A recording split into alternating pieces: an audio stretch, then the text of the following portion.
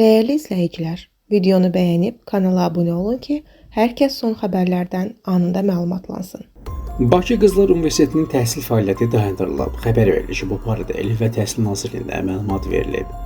Bildirilib ki, təhsil haqqında Azərbaycan Respublikası qanununa əsasən akkreditasiya təhsil müəssisəsinin fəaliyyətinin dövlət təhsil standartlarına uyğunluğunun və onun statusunun müəyyən edilməsini təsdiq edən prosedurdur və hər 5 ildə bir həyata keçirilir.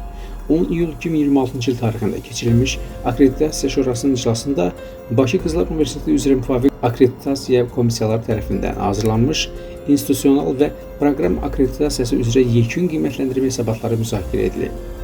Aparılmış müzakirələrin və səsvermə nəticələrinə əsasən ali təhsil müəssisəsinin institusional və proqram akkreditasiyası üzrə yekun nəticə uyğun deyil olaraq qiymətləndirilib və Bakı Qızlar Universitetinin akkreditasiya olunmuş hesab edilməməsi barədə qərar qəbul edilib.